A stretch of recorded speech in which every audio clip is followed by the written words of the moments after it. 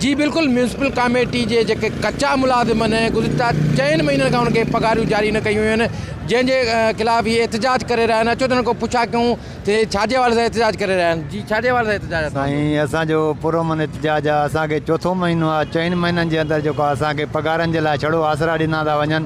जेको CMO अचे थो पियो, जेकॾहिं असांजे कम में हथु विझे थो पियो त उन्हीअ खे जेको आहे माना सियासी माण्हू जेके आहिनि उन्हनि खे उतां हटाए था छॾनि पिया।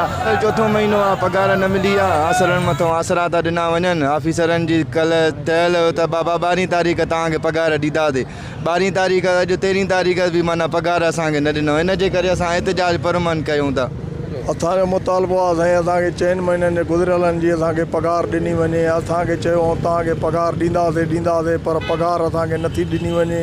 हाणे हिते असां वेठा हुआसीं, एहतजाज कयूं साईं। उन में पुलिस आई साईं, असांजा 2 माण्हू वठी होॾे वई आहे। जेके असांजा मोहतरम आहिनि उहे होॾे थाणे ते वेठा आहिनि। चवनि जो तव्हां हितां उथो नथा त तव्हांजे मथां FIR कराईंदासीं। साईं बराए महिरबानी असां पंहिंजो हक़ था घुरूं, असांखे हक़ु ॾिनो वञे। चोथों महीनो आहे साईं, असांजा बचड़ा बुख ते वेठा आहिनि। उन्हनि खां कर्ज़ वठी करे हर को कर्ज़ बि ॾियण लाइ तयारु न आहे। मुंहिंजी अमड़ कुराड़ी बीमार लॻी पई आहे, उनखे मां ॾेखारण लाइ गंबट खणण मूंखे पैसा को कर्ज़ो नथो ॾिए। चोथों महीनो आहे साईं, पगार नथी हले।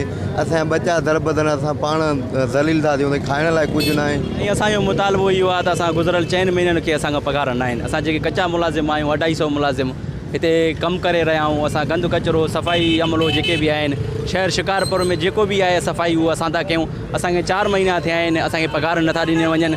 एडमिनिस्ट्रेट ॾे वञूं था त चए साईं मां हाणे आयो आहियां, मूंखे कुझु ॾींहं छॾियो, मां तव्हांखे पगार ॾींदुमि। CMO साहिब ॾे वञूं था, CMO साहिब बि असांखे इहो दिलासो थो ॾिए। 12 तारीख़ CMO साहिब चयो वाइदो आहे मुंहिंजो, इनशाला मां तव्हांखे 2 पगार ॾींदुमि। जी तव्हां मज़दूरनि जूं ॻाल्हियूं ॿुधियूं। हिननि जो चवणु हो त गुज़िरियल 4 महीननि खां वठी हिननि खे पगारियूं न आहिनि ॾिनियूं आहिनि, जंहिंजे करे हिननि जे घरनि में फाका कशी वारो आलम आहे। हिननि इहो मुतालबो कयो आहे त हिननि जूं जेके 4 महीननि जूं पगार जारी करे वञनि ताकी हिन जे घर जो गाॾो हली सघे।